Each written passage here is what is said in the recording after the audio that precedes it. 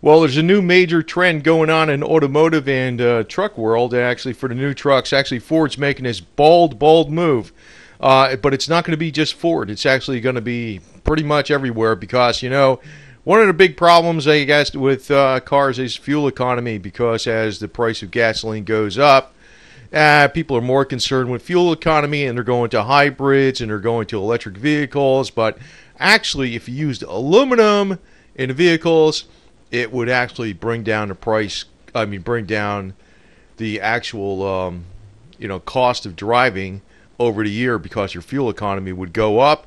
And it would also, like in the case of Ford, actually, there's a number of cases. This is coming out in 2015. So this is not in the future. This is coming out right now. Ford actually made a big gamble on it, but they're not going to be the only ones in the future to go in this direction. So actually, the new Ford F-150, and this is not a commercial, but I'm just excited about this common sense way of doing things, will be the new Ford F-150 will be aluminum for the cab, front end, and box. Not the frame and the springs, of course. They'll still be steel. But that alone, for just the cab, front end, and a box, will save 450 pounds alone, right? But since the body is lighter, the steel springs and steel frame can be lighter too. And so they lightened up, and it still has the same payload, it's still same strength and everything, but it will make the Ford F-150 about 700 pounds lighter overall. Now, what went on actually in the aluminum world is that since 2010, we've actually had enough supply of aluminum now to make this happen. Because prior to that, aluminum was not. Well, I guess partly because of the construction industry too. You got to remember when the construction industry was on full tilt back in 2005, 2006, and basically started crashing in early 2007, there was a much higher demand for aluminum. So now the demand for aluminum has basically lightened up, excuse the pun, because of the construction industry basically collapsing all over the place, not only in the United States, but also in Europe and also in China especially. So now there's an exit. The aluminum prices are suppressed, and they should be for quite some time. So now it's become economically feasible to make the vehicles out of aluminum. So that's been a major change too because of the change in the construction industry, something people aren't really telling you why it wasn't done before. Well, the prices were up there due to the construction industry.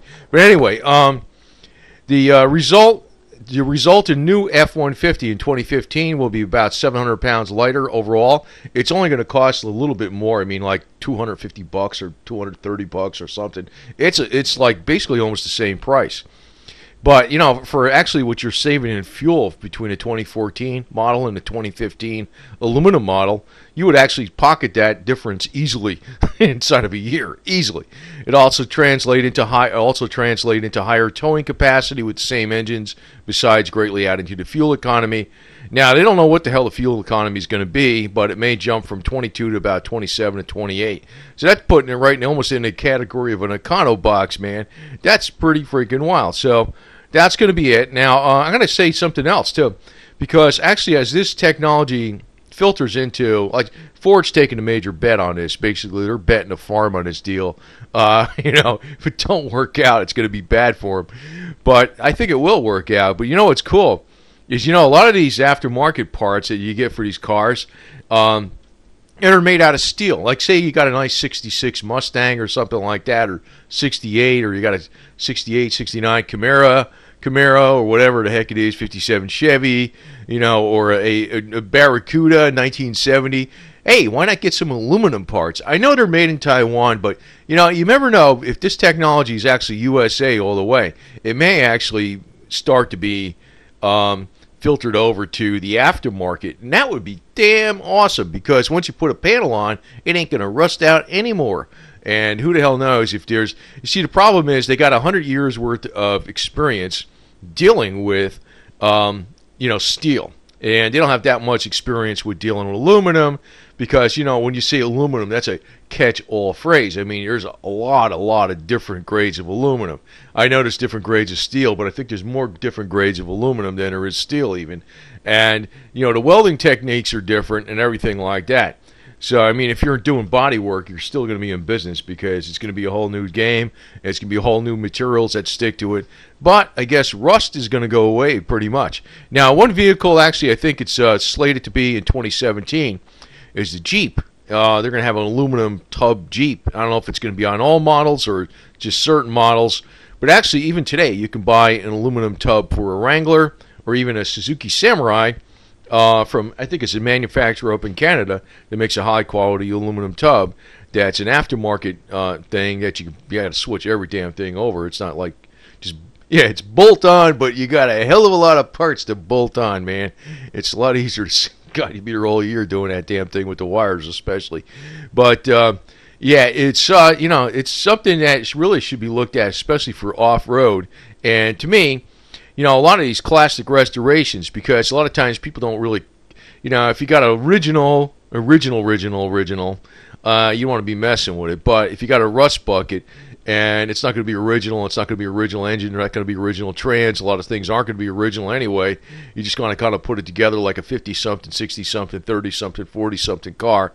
You want to actually, I would put it together with aluminum. Hey, you could drive it out in the snow, man. You wouldn't even care, right?